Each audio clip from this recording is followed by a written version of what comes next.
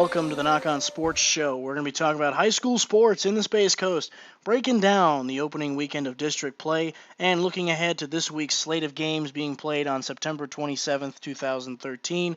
We're also got some NFL news. The benching of Josh Freeman. Is it a good move in Tampa Bay, or is it a bad move? We're also talking about the games to watch this week on NFL Sunday and who could possibly be on upset alert. But first, we're going to talk high school football. We're going to start in Class 7A, the biggest class in Brevard County.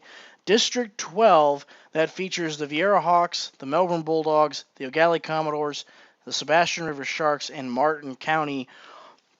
A five-team district, and right now it looks like Melbourne and Viera are in control of their own destinies. Each team still, regardless if you have one loss in the district, you can still win a district title with that. But right now, Melbourne and Viera, they are 1-0 and put on some very strong performances Friday night to make the case that these two teams probably will battle it out for the district title, and the other team that does lose the matchup between the two will probably be the team traveling in the first round of the playoffs.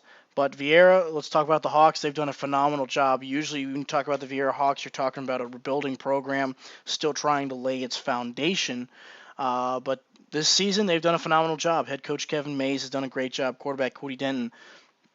Skill players, the Nixon brothers, and we're talking Zach Blanche at running back and the committee of running backs that they have, and Cody Denton also getting it done through the air and on the ground. And the defense has played very well as well for the Hawks to lead them to their 4-0 record right now, which is a first for the Viera Hawks. I mean, they went 3-0 in 2011, but going 4-0 at this point marks the most wins that they've had so far as a young program, and getting 4-0 right now, that's very impressive.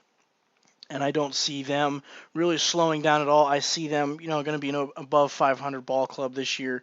The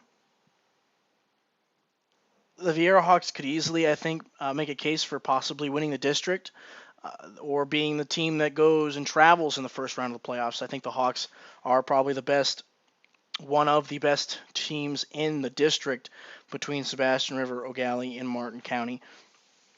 Sebastian River and Martin County, though, I think those are two teams you're going to have to look at, and you're probably going to say, I don't think these teams are going to be guys that are going to be able to contend with the Viera Hawks the way that Viera is playing. Cody Denton's playing phenomenal, throwing and running the football. They've got skill players. The Nixon brothers are able to create plays. It's going to be an interesting year for the Viera Hawks. I think this is going to be one of their best years in their short program, and it's very exciting to be a Viera Hawk fan right now. I saw them opening week against a traditional powerhouse Rockledge Raiders, and the Viera Hawks brought it to them. I mean, especially on offense, taking advantage of one-on-one coverages, taking advantage of the running game, and Rockledge just didn't look sharp in that game, and Viera did, and you got to give props to head coach Kevin Mays once again, doing a phenomenal job in Viera. Now let's move south to Viera's rival, if you will, in the district for that district title, the Melbourne Bulldogs. Melbourne was picked as an early favorite to win this district. I picked them as well. I think they're probably still going to win the district just because I think they're a more complete team at this point. They've got great defense. The offense, when they get the running game going, is one of the best in the county. But like I said, that's where things get interesting for Melbourne, and that's being a part of it is the offense. Can the offense get going? Can the offense move against good teams with good defenses? And Melbourne's offense, they played against Merritt Island. They were able to move the ball. They just weren't able to punch it in. Against Palm Bay, they were held under 100 yards of total offense. So playing against two of the top teams in the county, it strengthens you, and especially on offense, I think Coach Wilson's got his group together, and I think on defense they're playing phenomenal, getting turnovers, creating plays, and not allowing long drives and getting off the field on third down. Melbourne defeated the O'Galley Commodores in their district opener, 44-13. That was the Friday night locker room game of the week last week.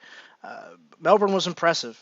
They took care of business. They got turnovers in all facets of the game, special teams, defense. And they made big plays on offense when it came down to the running game. Big runs for 20 and 30 yards.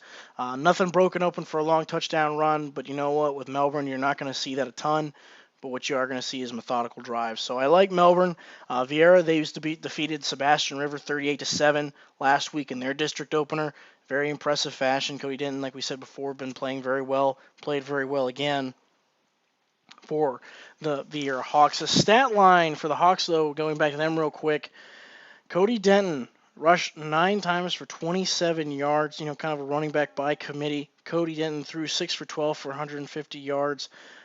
Still a very nice job as a quarterback. You don't see a ton of passing guys coming out of Brevard County and around the Space Coast. So Cody Denton, one of the top quarterbacks in the county right now. The O'Galley Commodores, uh, it's tough. It's tough for them right now, suffering their first loss. They've gone 3-0. Things were looking up, and I think things are still up. I think Coach Powers has got a good team. I think they're going to have to battle Vieira and beat them to really have a shot at the playoffs. I think they'll beat Sebastian River. I think they'll beat Martin County. But O'Galley, they've got an offense. They can move the football. They did do some things well against Melbourne. Just too many turnovers, too many mistakes. Really killed the Commodore drives, and I think that's the thing you got to look at is just the mistakes. As long as O'Galley can get rid of them, O'Galley can make a playoff run this year. Now let's head down to 6A District 14, a very loaded district in terms of the amount of teams. You got Bayside, Heritage, Okeechobee, South Fork, Jensen Beach, Fort Pierce, Westwood, and Port St. Lucie. The class of this district is really Heritage, the number 7th ranked team in the district. They will win this district. I don't see Bayside stopping them, even though Bayside is 4-0. I like Heritage this week. Heritage took care of business against Jensen Beach in their district opener, and they won 44-10. The defense is flying around. The offense, they've got a stable of running backs, including their quarterback, Clint Moxham. He's done a phenomenal job. Starter last year and now this year as a senior, just leading the group. Coach Homer's got his kids playing well. They beat Palm Bay, one of the best teams in the county right now. They only beat them by 4 or 5 points. And you want to see, I think, a larger margin of victory, especially when you're considering the Heritage Panthers being ranked in the top 10 of 6A, especially with elites like the Miami Central Rockets and how good that team is. Heritage, I don't see them really losing in this district. Bayside probably will be their toughest test, I think. Bayside's 4-0 right now, playing very well. Bayside won its district opener as well, and they defeated South Fork 26-5, dominating fashion. The Bears did a great job. Once again, getting off to a great start, and you gotta like that. The Bayside Bears, I should say actually 3-0, not 4-0. They did have a bye week in week 1. So the coach of the Bears has got a long 10 game schedule. Another couple of games to go still for the rest of the season. But Bayside, I like what they're doing. Bayside, I think, will be the team that travels in the first round of the playoffs. The Bears look good offense, good defense.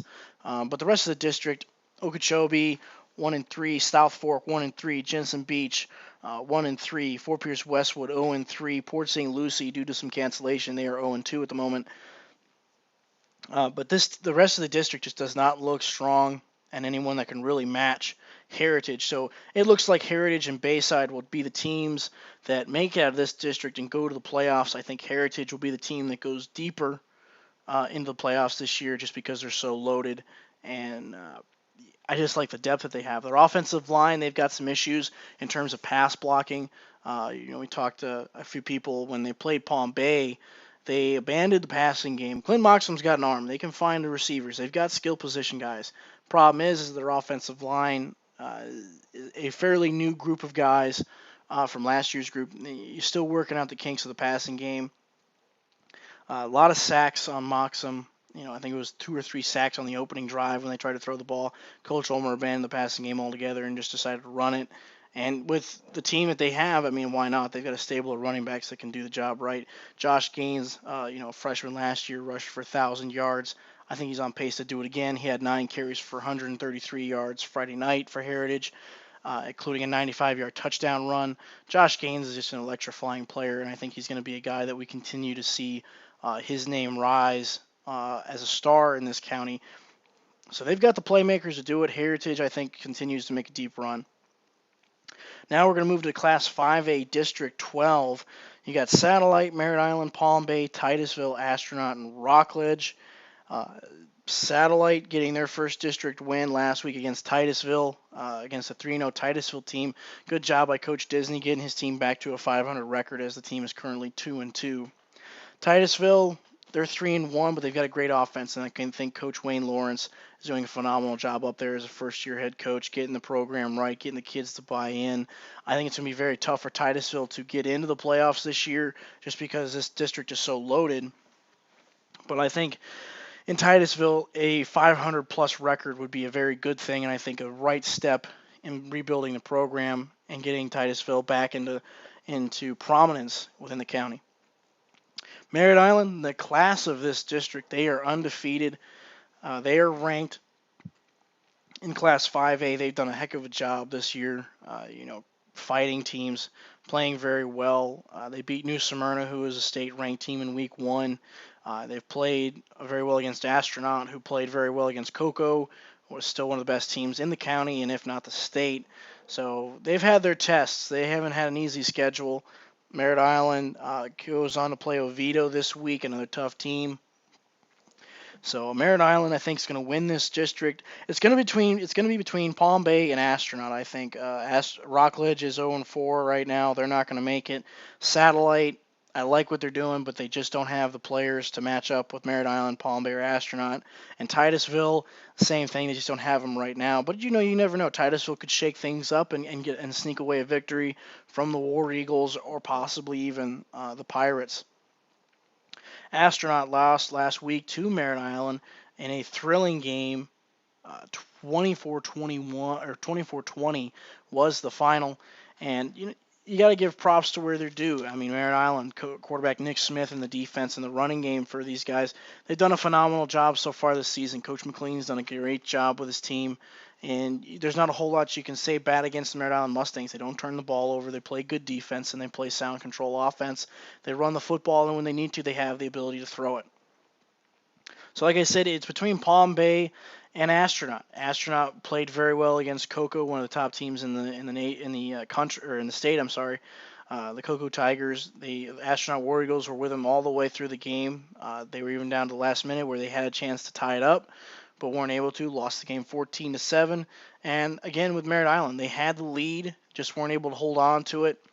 But the Astronaut War Eagles, I think, in terms of playmakers, I think they have more players and better players across the board on offense and defense than the Palm Bay Pirates. I think this might be the first year Palm Bay does not make the playoffs, and I think that'll be big news. I think Coach Randy Halleck and the Astronaut War Eagles will beat the Palm Bay Pirates in the coming weeks. And it's nothing against Palm Bay. Sometimes you just have a down year. I just don't like I don't like what they have this year. A lot of new guys. The passing game's not what I'd hoped it would be at this point, but I think the Palm Bay Pirates have done a phenomenal. They're going to fight, and they're always going to be in it, and you never can count them out. At this point, I think Astronauts played so well at this point of the game, at this point of the season, that Astronaut, I think I want to give them the advantage in just of the terms of who they've played. They've played Cocoa, hung with them. They've played Merritt Island and hung with them. I think Merritt Island's going to beat Palm Bay. It's going to be an interesting district. Like I said, we've got a lot of interesting games still to be played, and last week was only the district opener for a lot of the teams in week 3. So as we continue on to, week 4. Week 4 was district opening week in the season, and as we go into week 5, more teams playing for district wins and money games. It'll be an interesting way to go on through the season. Palm Bay and Merritt Island, their matchup will be very interesting. And like I said, I think the matchup between Palm Bay and Astronaut will ultimately determine who that team will represent as the number 2 team within the district. And like I said, I think it's going to be the Astronaut War Eagles, just based on the way they've played this season. Now, we're talking about the Cocoa Tigers already. The Cocoa Tigers are the class of the county. They are the number 1 ranked team at the moment. They've played very well. They beat an American Heritage team 31-10. That's very impressive after coming off a 14-7 narrow victory over Astronaut. I did not see a 31-10 victory out of Cocoa against American Heritage, but they played well. The offense, I think, got it together. The defense has always played well, and Cocoa's offensive line has done a great job. The Jones Tigers are in the district with Cocoa. You got Cocoa Beach, the Space Coast Vipers, and Atlantic Atlantic's going to be a tough team. I mean, I think the Jones Tiger with Atlantic and Jones opening up the district last week, Atlantic defeating Jones. I think Coco's going to have to worry about Atlantic this year in terms of whether they want to keep their district title and continue their streak of district titles so far. But it's really all about the Cocoa Tigers and Atlantic. Space Coast is a rebuilding project at the moment. I think Coach Owens has done a phenomenal job, but in terms of players, it doesn't match up very well for the Space Coast Vipers against the Cocoa Tigers. In Cocoa Beach this year, they're 0-4. They've got great offensive players, but right now it's just I think that lack of size and the lack of depth at the moment where they're hurting Coach Piccolo, one of the best coaches in the county right now. It's just tough. When you play a numbers game, it's really tough, and especially when you're playing teams that do have a few more athletes and some better size compared to what you have. But Coach Piccolo will always have the Minutemen ready to fight and go to war on Friday nights. And I think Cocoa Beach is a good team. They're going to get a couple more victories this year. I think they won't go winless, but it will be tough for the Cocoa Beach Minutemen this year. And Space Coast, I think they can probably go 500. Maybe we get 6 wins this year. But like I said, I think Cocoa is still the class of this district and Class 4A District 5. Cocoa wins the district, and I think Atlantic is the representative that goes on. And Atlantic and Cocoa will be the two teams to represent this district. Now, if you look at Class 3A District 3, MCC, Melbourne Central Catholic right now, I've had a chance to see them. They've been playing very well, and they've got a great quarterback, great offense, great skill players. They got wide receivers, they got running backs, and they can move the football. They've got some beef along the line. They got a good defense. They were very impressive when they played Cocoa Beach, and when I saw them. MCC's quarterback, Brandon Ziarno, is doing a phenomenal job reading defenses. He looks great. And right now you can't argue with the numbers. MCC's done a phenomenal job passing the football and running it. I don't see, like I said, First Academy is really going to be MCC's test. Holy Trinity is always an interesting game. But Melbourne Central Catholic, I think, is a team that's going to go to the playoffs this year again. Now the question will be, can they beat First Academy? MCC hasn't been able to the last few years. I don't know if they will this year. First Academy is always loaded with talent. But it should be a very good matchup, better than years past. And like I said, Melbourne Central Catholic has the opportunity to take the district this year just in terms of talent and depth that they have this year. Coach Riazzi doing a great job for Melbourne Central Catholic. And Holy Trinity, another team, they're interesting. Like I said, we haven't quite seen everything that we're going to see from Holy Trinity this year. I think there's still a lot that needs to be seen in terms of competition, in terms of how they play. They've done well so far. Holy Trinity's 2-2 at the moment. I don't see them really competing with First Academy. And like I said, against MCC's got just so much firepower. It's going to take quite a bit of an effort from Holy Trinity's defense to try and slow them down. But like I said, anything can happen with high school football. You never know. Teams that you think are on the rise or doing well can fall off. Teams that you think don't and won't beat a team go and beat a team by a surprise victory. And you never know. It's early in the season. We just finished week 4. We're heading into week 5. A lot of great matchups.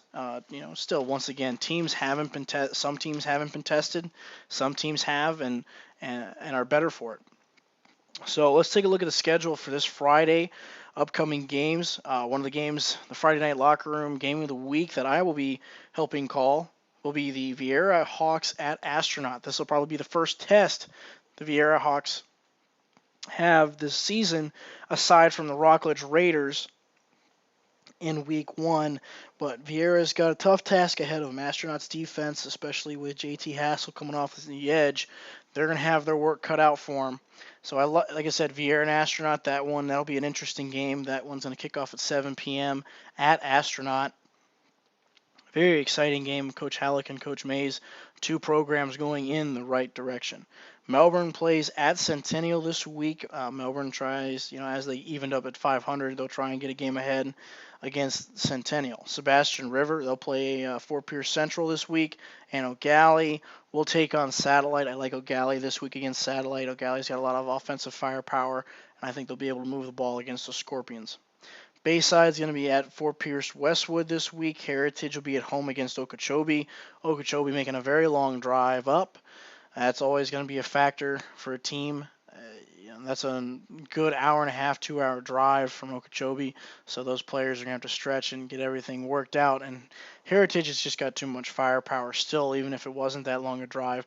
Heritage with Clint Moximum, Josh Gaines, Dedrick Witherspoon in that defense. I like Heritage with another big blowout, probably by another 30 points.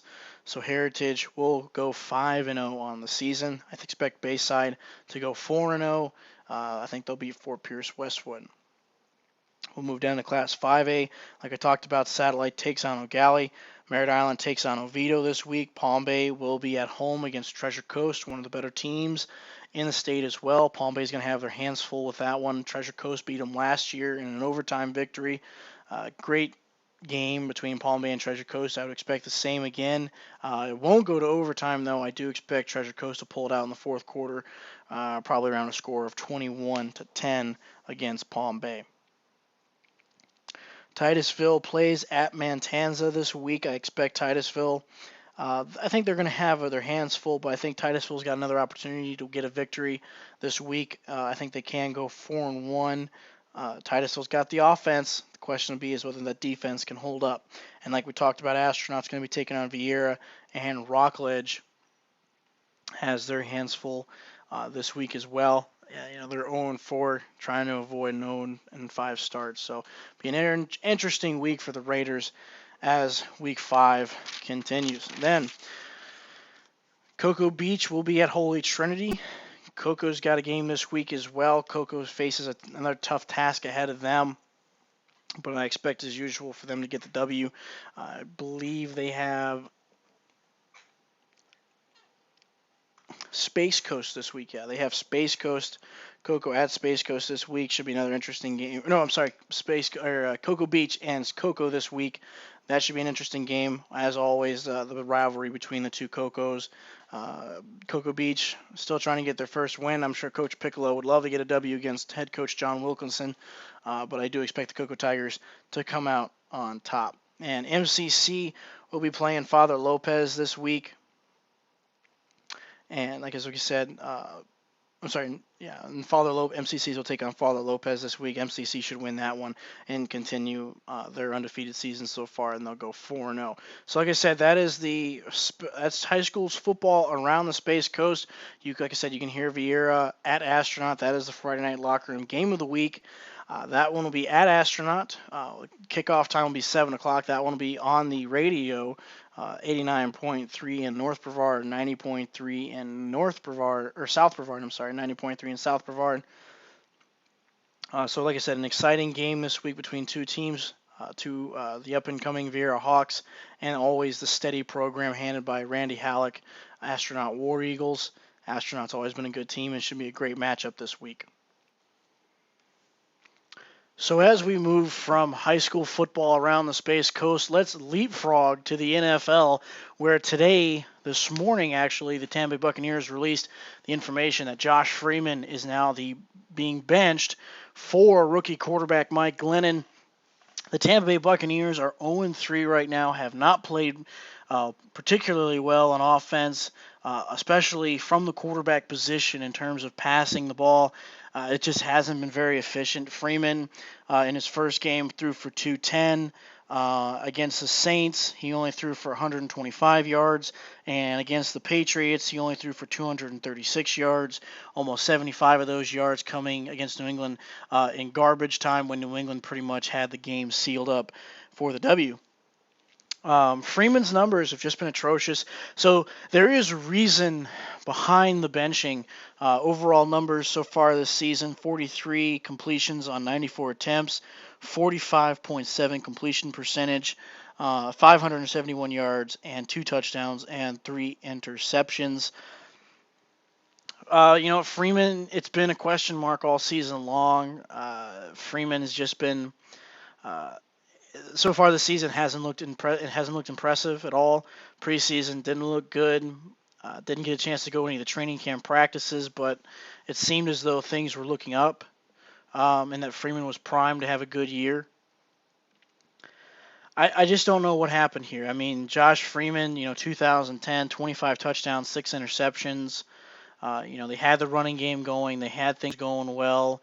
2011 came around. Things didn't go well. Raheem Morris lost the team. Greg Schiano comes in 2012. Freeman plays well.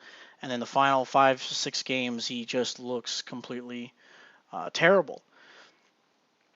So it's really just it's a really interesting way and timeline of things that happened for Freeman, and it's just an interesting move in general. I did not think that Freeman would get benched after week 3. Uh, those are the way things go, I guess. I mean, I didn't think he'd get benched. I thought maybe after the bye week, if we were 0-4 and we had just lost to the Cardinals, I could see us making the move then. But you know what? New England's a tough team. The Saints are no easy task either. But I mean, you got to look at the numbers. I mean, Freeman is not playing well. He's not even close to even halfway playing well. He's got the lowest percentage among quarterbacks, lowest quarterback rating, one of the lowest quarterback ratings in the league right now. He's just not getting the job done. And the thing about it is too is, and if you've seen it, Freeman's been, I don't know if it's just the offense, saying that he has to go to this one wide receiver on this certain play, but it just seems like he's missing guys on backside, post routes. He's missing guys that are open. The offense isn't clicking. We've got illegal formation penalties against the Saints. I mean, it's really not looking good. And Tampa Bay, and that's part of the reason why Tampa Bay is 0-3. But I am shocked by the move. I didn't think Freeman would get benched quite this early. I thought, get things switched around against Arizona, and perhaps get things going after the bye week. But apparently now that won't we won't know. Freeman is apparently going to be benched. Coach Schiano kind of talked about the process a little bit, about what they did. It sounded like him and Mark Dominic and ownership made the decision. Now, you never can tell who ultimately makes those decisions, how much input or percentage of who had the overall ruling. You'd think the owner, but I don't know. Like I said, it's just an interesting move in general. I don't see how Glennon provides a better spark than Freeman, if you will. But I'm going to be honest. I thought Josh Freeman was really going to light it up this year. I really felt that he was going to be our quarterback. I thought he was going to have the incentive to play well, being a contract year. Darrelle Revis, signed all that guaranteed money, or no, signed for no guaranteed money, but for $16 million a year. And and if you've listened to his interviews, he said he's betting on himself. Now you would kind of hope that Josh Freeman, pretty much being told by the organization, we're not going to extend your contract until after the season, and we're going to make a decision then. I would be thinking, all right, well, I got to bet on myself here, because he could control the price. If he plays extraordinarily well, he gets Joe Flacco dollars maybe. But clearly that didn't work out. I don't know. Like I said, I felt strongly about Freeman this year. I thought he was going to be going to have a big year, but then against watching the preseason game against the Dolphins, just nothing seemed to click. They couldn't get drives put together. It looked like the same team that we've been watching for the last 3 weeks on Sundays. They can't get things together. They can move the ball 20 yards, but then we got a punt. So interesting move today. Here's head coach Greg Schiano kind of talking about the process of what led to this decision. Well, Mark and I believed that this is what the best thing to do for our football team. So if we felt that way, we feel it's time to execute it. It is beneficial, I think, in the fact that Mike will get to play a game and then have a bye week, to really decipher through it and learn from the experience before he has to play his next game. That's a side benefit of the decision, but it wasn't by any means the reason that it was made now. We felt at this time that Mike Glennon gives us the best chance to win, and that's why we did it. So there we heard head coach Greg Schiano talking about the process that him and GM Mark Dominic went through to make the decision that they made this morning of benching quarterback Josh Freeman. We talked about the numbers already. It seems as though Schiano and Dominic probably had this plan already in place in the offseason in case Freeman didn't play well in the first 3 weeks. I think these guys are trying to salvage the season. Obviously they got a great team. They've got about, I would say, between 5 and 8 possible Pro Bowlers on this team. Quite a few of them on defense. Obviously, McCoy is one. Revis, Goldson, definitely Pro Bowlers. Levante David, Mason Foster, Adrian Claiborne, guys that can be Pro Bowlers for this team. Offensively, you've got Mike, you've got Vincent Jackson, Doug Martin, Carl Nix, Davin Joseph, Zutaz very good at center. It's just the big key in the cog is the quarterback play, and that's what's been struggling lately. I think it's just interesting. I think the timing's interesting. I don't like the fact that they did talk about, well, this will give him a week, play his first game, goes into his bye week and see what he did wrong. He's a rookie quarterback. He's going to make mistakes week in, week out. If he gets an extra bye week, I could see it as a benefactor if he was playing against a tough team. But we're playing the Cardinals. If Glennon shows out and plays well, then okay, well, let's take a look at the competition. Cardinals are not one of the strongest teams in the NFL right now, especially with the amount of injuries that they have on the defensive end. And then after the bye week, we've got the Eagles. So I don't know. I don't buy into this whole idea that, it wasn't based on this decision. It's a side effect. I don't think so. I think this was planned. I think in case Freeman did not play well, Glennon was going to get the start week 4, and he was going to get the bye week and everything else.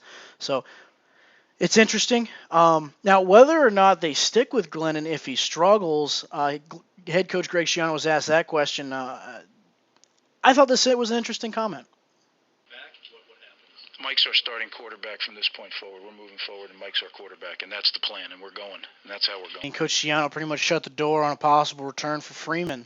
So Freeman is all but done in Tampa Bay. I think it's an interesting decision. I think there's two ways of looking at this as well.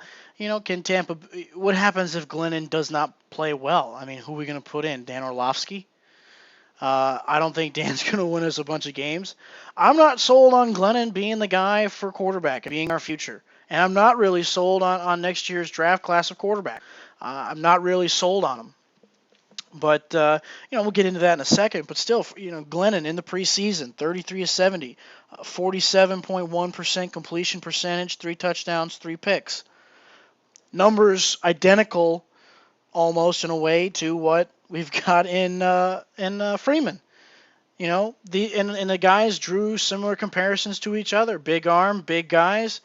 I'm not seeing what we're going to get different from Glennon. Freeman was at least able to be somewhat mobile. Glennon isn't mobile.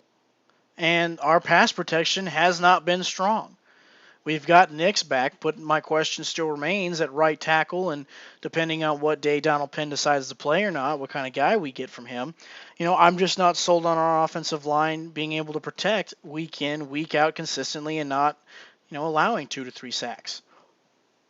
But then you go back to the completion percentage. Head coach Greg Schiano talked about Glennon's accuracy. I'm like, I don't know if I can really put any stock into that. At NC State, he was above 60%, but, college is a total different story from the pros in terms of accuracy. Hell, ask Tebow. But that's the thing, as I don't understand what they talk about. He gives us the best chance to win now. The way Freeman's been playing, yeah, you're right. But I don't know. I don't see it in Glennon. I don't see Glennon being our guy for the long term. I hope he proves me wrong, because I still hope that the Tampa Bay Buccaneers can turn this ship around and make a playoff appearance out of this. But like I said, with the talent that's on this team and as much hope as Bucs fans were putting into this season, it is disappointing that they're 0-3 and we're having these quarterback issues. It is what it is. I think it interesting, though, one of the next things that we talk about, we hear, is that Freeman was going to ask for a trade before the trade deadline. Does Tampa Bay keep Freeman this year and let him go as a free agent to keep him as a backup quarterback in case Glennon gets hurt? What do the Bucs do in terms of that situation and dealing with Freeman? I'm sure Freeman probably wants out of Tampa Bay. Can't rightfully blame the guy. But I think this is interesting in what Freeman talked about, and how they're going to deal with Freeman moving forward. I'm going to leave that up to Mark. He handles that end of things. I'll leave it up to him. We'll talk about it obviously, but that's the business side of things. I try to keep Mark on that, and he does a great job. So Coach Schiano is going to let GM Mark Dominic handle the situation with Josh Freeman and whether Josh Freeman will be traded. It'll be interesting. I think Josh Freeman will not be a Buccaneer after the trade deadline. I think teams will want a quarterback. Minnesota is a team that could be in the market for one. You can definitely hear the grumblings from Ponder, and that the Vikings not happy with Ponder's performance so far. Other teams, you can go around the league in a way. Jacksonville could be a team that could trade for Freeman. It'd be an upgrade over Gabbert and Henne. Mark Dominic might make a trade for between Freeman and Cousins. Cousins is a quarterback that you could, he's got a year in the league. He's a guy that you could build around if they decide to do that, and if Glennon's not playing well. Because like I said, I think Dominic and Schiano are smart guys. They plan 5 steps ahead.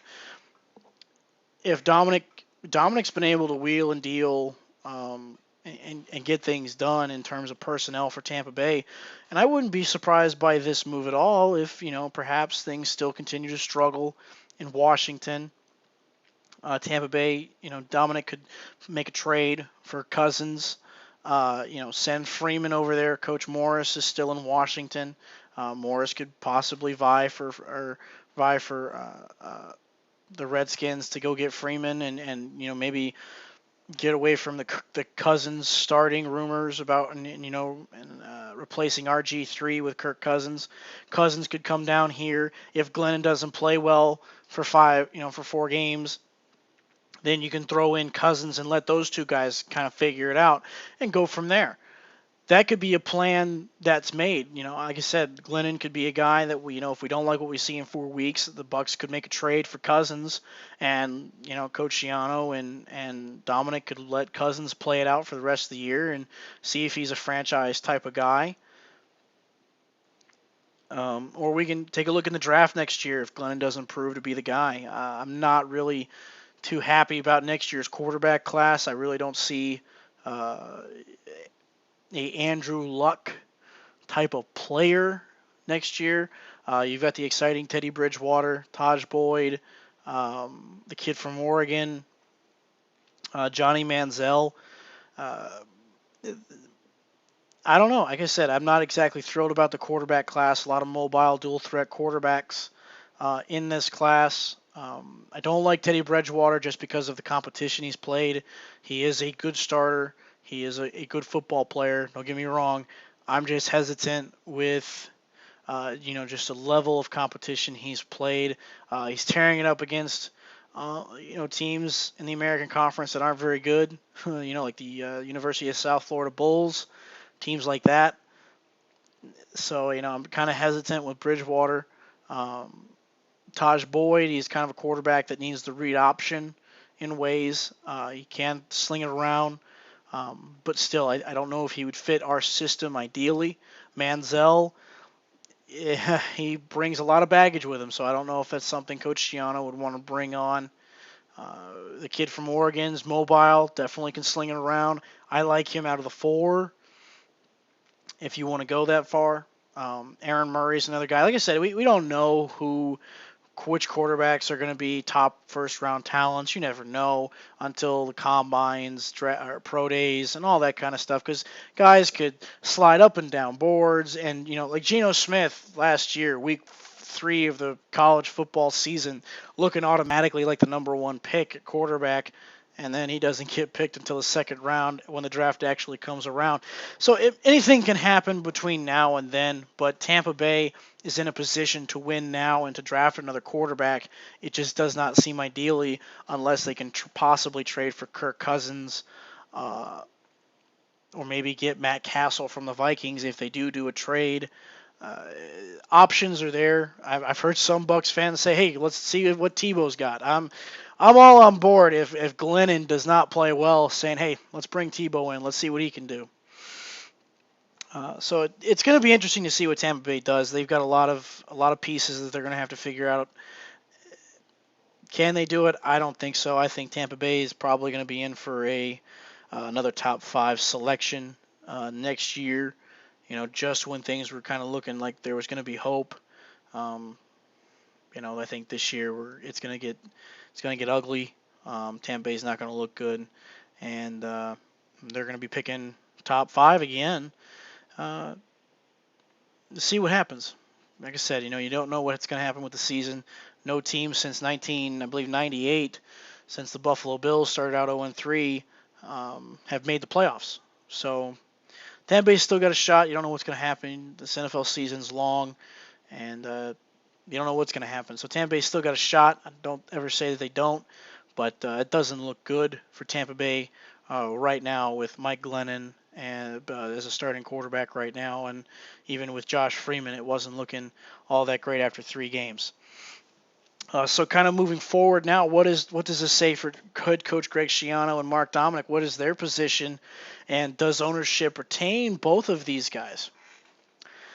If Schiano has a really poor season and we're competing with Jacksonville and the Cleveland Browns for the number one pick, I could see Tampa Bay releasing Schiano at the end of the year, especially if things continue to go bad. Schiano could lose the locker room, especially the way of how much of a disciplinarian he is. I could see things going badly if this team does not start to win ball games. You can sell a team after an 0-3 start on a new quarterback, the rookie that you like. But if you're sitting week 17 and you've only got maybe 2 to 3 wins under your belt, and the quarterback hasn't shown that he's been playing well at all, the team may not want you around anymore. Ownership may decide to go in a different direction. Now, this makes it interesting for Dominic, who's been the general manager, who's gone through possibly two head coaches if Schiano is let go. Dominic has done a phenomenal job putting together this roster, though. That's the only thing. A lot of people link Schiano and Dominic together out the door, and I'm like, I don't see how you can do that. Dominic committed a great robbery, if you will, of getting Darrelle Revis, only giving up a first-round draft pick this year and a mid-round pick next year, considering what everyone thought we were going to have to give up to get Revis. So I don't think you fired Mark Dominic. He's done a phenomenal job in terms of bringing talent in and getting players around that are very good Pro Bowlers. This team is a lot better than what the record stands for, and I think we just got to find a quarterback and very possibly a head coach that can put it all together. Raheem Morris was too lackadaisical and lost his team. Coach Schiano, on the other hand, is a disciplinarian, and he may lose the team the way he's doing things. So they may need to find somebody in the middle. It's early to talk about who's on the hot seat and who's not. But like I said, it's possible Schiano could get let go of the season after the season's over. I don't think Dominic will. Dominic's done a phenomenal job in the front office putting together this roster. If you fire Dominic, then pretty much you're saying, all right, we're rebuilding, starting from scratch, which I don't think you can do considering how many young players are already on this roster. The only problem that the Buccaneers have right now is at the quarterback position, so they just got to find a quarterback. Like I said, maybe trade for Cousins if they can, or we'll look into next year's draft and we'll see what happens. Or maybe this kid Glennon will actually be what Coach Schiano says he is. It should be interesting the next few weeks. Obviously, I'll be here to give you reports on that and my thoughts. But like I said, Tampa Bay, if you're a Freeman fan, it's a bad day, and unfortunately, guys, the Glazers are not the Crafts. They won't let you refund the jerseys. But if you've been in Mike Glennon's camp, you're optimistic. You hope the kid does well because right now you think he's better than any other option that Tampa Bay has at the current moment. So, like I said, Tampa Bay is a very interesting situation. We'll see how they do this week against Arizona. I think they will lose to the Cardinals this week. Probably a close game, probably by a field goal, about 3 seconds left. The Cardinals will kick it, and they'll win the game, just like the Jets and the Saints did in the first 2 weeks. So it should be interesting to see, though. Like I said, I'll bring you more reports. But turning the page now, looking at the games that I'm going to want to watch and keep you up to date, and the games you want to watch this week to see what happens. The San Francisco 49ers against the St. Louis Rams. These two teams went, they tied the first game, and I believe the Rams won the second. An interesting matchup because right now the 49ers sit 1-2. Two very bad losses to the Seahawks and the Colts. Colin Kaepernick has not played well. The running game has not been existent yet for the 49ers. So the Niners got a lot of problems because right now the St. Louis Rams are not a bad team. They're not a great team, but they can do enough to win. They've done enough to win a couple of football games, and they've got Sam Bradford. They've got playmakers on the outside, and their defense is playing well. So, like I said, the Niners it's going to get interesting for the Niners if they lose this game. Because, like I said, an NFC West division game, you can just throw out the records because it doesn't matter. Because these two teams will go to war, and both of these teams could come out on top, or either one of these teams could come out on top. St. Louis Rams or the Niners, you just don't know. Last year, we thought the Niners would kill them, but the Rams proved us otherwise. So it'll be interesting to say the least. I think the Rams pull off the upset. I think they force San Francisco 49ers to go 1-3. I think the Rams win by a score of 20-14. I think Colin Kaepernick continues to struggle at the quarterback position. So like I said, the Niners, they could be very well in trouble. Seattle versus Houston. That game is just interesting because of the two teams. Houston didn't play very well against Baltimore last week. Baltimore looks like they're getting things back on track, and Seattle just looking phenomenal already. The defense looking good, the offense, Russell Wilson being efficient, the ground game working its magic with Marshawn Lynch. So Seattle and Houston, it's going to depend on which defense shows up. Obviously, we know Seattle's will, but will Houston's defense show up and stop the run and force Russell Wilson to make plays on his feet and get him uncomfortable? That'll be J.J. Watt's task come Sunday night, or I should say Sunday. But very interesting to say the least. I think Seattle beats Houston. I think Houston just doesn't have it on defense. I still think they're not quite gelling yet on both sides of the football. So I think Seattle, they're playing very well. I see them winning this game and going 4-0. Cincinnati versus Cleveland, the battle for Ohio. Cincinnati coming off that great victory last week against Green Bay. A lot of my Green Bay Packers fans, I don't know what to tell you. Play defense. There's an idea. Play defense. Don't allow a team that you're up 30-14 to come back on you. But apparently Green Bay's got more issues than we had originally thought. Cincinnati's was able to, in the second half, kind of just get into Green Bay, and Green Bay wasn't able to respond. What are you going to do? Cincinnati's playing well. They showed why they're one of the better teams and they're up-and-comers, and why I think they're going to be – Cincinnati will probably be the AFC North champions this year. I don't see Baltimore beating them. Just playing really well. Andy Dalton's got that team going along with A.J. Green in that defense. So I see Cincinnati beating Cleveland. Brandon Hoyer played well last week with 3 touchdowns, 3 interceptions. It's all going to depend on Jordan Cameron. Jordan Cameron's the X factor in this one. Can the defensive coordinator Zimmerman, take away Cameron away from Hoyer? Hoyer struggled last week, still throwing 3 picks aside from the 3 touchdowns against the Vikings defense. But Hoyer felt safe with Jordan Cameron, and who doesn't? Cameron's already got at least 5 touchdowns so far this season for the Browns. So it'll be up to Zimmerman, the defensive coordinator, to try and eliminate Jordan Cameron from Hoyer. And if they do that, Cincinnati will blow out the Browns. Denver versus Philly. Peyton Manning playing outstanding, putting on a clinic Monday night, breaking a few records while he was at it. Manning versus Philly. Like I said, I think Philly was all hype. I think Chip Kelly, he still goes 8-8 this year. The defense has shown that they can't stop anybody.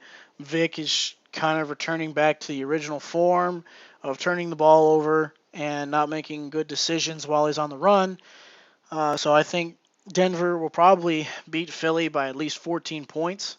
I think Peyton Manning carves up that secondary against Philadelphia, and Denver goes on to 4-0 and still looking like that unstoppable train towards the Super Bowl. The Sunday night matchup, New England versus Atlanta. Atlanta coming off that stunning loss to the Miami Dolphins last week. Not quite sure what happened to the Falcons in the fourth quarter. I mean, their defense isn't their strongest suit this year. We know that, but still, the offense not being able to get points on the board against the Dolphins' defense was a little bit surprising. They churned up a bunch of yards, took up a bunch of time possession, but still couldn't come with a W. Couldn't come away with the W, and you just Atlanta's going to have a tough task. New England played very well on defense and offense last week. It looks like Brady and the Patriots wide receivers are on the same page they were last week. We'll see if they are this week. Maybe Brady throws another temper tantrum. Who knows? But I do take New England to beat Atlanta this week. Atlanta, I think they're going to drop to 1-3. I don't think they're going to beat the New England Patriots. It just doesn't look good for Atlanta so far. But speaking of another NFC South rival, the New Orleans Saints take on the Miami Dolphins, two 3-0 teams on Monday Night Football. That should be a very exciting matchup next week. I think the New Orleans Saints and Miami Dolphins creates quite an intrigue because the Miami Dolphins defense is a lot better than I thought they were, especially in the secondary. So if they can, get some pressure on Drew Brees, which the Tampa Bay Buccaneers were able to do, they flustered him, made him throw 2 picks. I think the Dolphins can do the same with Cameron Wake and Deion Jordan off the outside.